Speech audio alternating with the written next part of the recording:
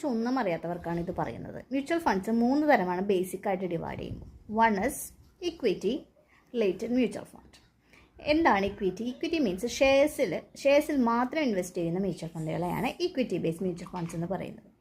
ഇനി നമുക്ക് debt based mutual funds ഉണ്ട്. അതായത് കമ്പനികളുടെ കടപ്പത്രങ്ങൾ ലൈക്ക് ഡിബെഞ്ചേഴ്സ്, ആ രീതിയിൽ അല്ലെങ്കിൽ ബോണ്ട്സ് ഒക്കെ നിക്ഷേപിക്കുന്നവരാണ് ഡെറ്റ് ബേസ്ഡ് മ്യൂച്വൽ ഫണ്ട്സ് എന്ന് പറയുന്നത്. ഇതിന് ഡീഫോൾട്ട് വളരെ കുറവാണ്, റിസ്ക് വളരെ കുറവാണ്. മൂന്നാമത്തെ കാര്യം ഹൈബ്രിഡ് ഫണ്ട്സ് ആണ്. അപ്പോൾ പലരുടെയും പ്രൊപ്പോർഷനായിട്ട് ഓഫ് റിസ്ക്സ്, എനിക്ക് വേണ്ട റിസ്ക് ചിലപ്പോൾ 80% ആയിരിക്കും, അല്ലെങ്കിൽ എനിക്ക് വേണ്ട റിസ്ക് ജസ്റ്റ് 50% ആയിരിക്കും. അതനുസരിച്ച് റിസ്ക് ഇല്ലാത്ത ഡെറ്റ് ഫണ്ട്സിൻ്റെ പെർസെൻറ്റേജ് കൂട്ടുക. അതായത് 50% ഡെറ്റ് ഫണ്ട്സും 50% ഇക്വിറ്റി ഫണ്ട്സും ആണെങ്കിൽ എനിക്ക് ഇക്വിറ്റി ഫണ്ട്സിൽ റിട്ടേണും ലഭിക്കും, എന്നാൽ എന്താ പറയുക, ഡെറ്റ് ഫണ്ട്സിൻ്റെ സ്റ്റെബിലിറ്റി, ഉറപ്പും ലഭിക്കും. അപ്പോൾ ഈ രീതിയിലും എനിക്ക് മ്യൂച്വൽ ഫണ്ട്സ് എടുക്കുന്നത്. അങ്ങനെയുള്ള മ്യൂച്വൽ ഫണ്ട്സിനെയാണ് ഹൈബ്രിഡ് ഫണ്ട്സ് എന്ന് പറയുന്നത്.